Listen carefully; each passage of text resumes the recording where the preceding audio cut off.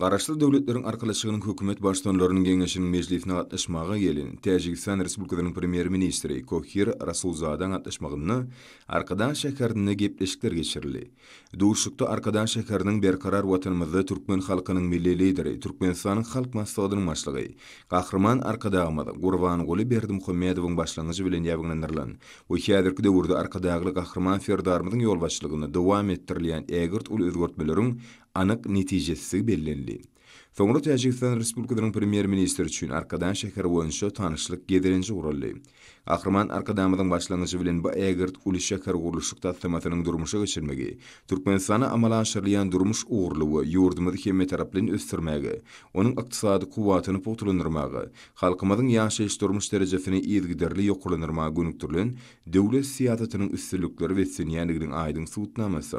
Täze şäheriň keşfine milli binagerligiň iň gowy däpleri, binagerlik we bedeg babatda häzirki zaman meýiller bilen fazlaşykly utgoşýar.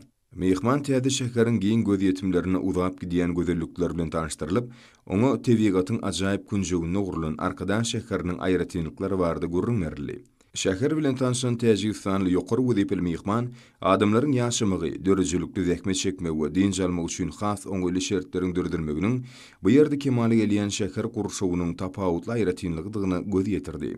Hoç şoňa görä bu ägirt ultasymanyň Türkmenistan üçin ähmiýeti we ony mundan beýlegem durmuşa geçirmek, tejribe alşmak hemde akylly şäherler konsepsiýasyny işin ösdürmek boýunça netijeli hyzmatdaşlyk ýoly goýmagyň mümkinçilikleri tanışlygyň marşyna özara söhbetdeşligiň dowamyny aral maslahatlaşyldy.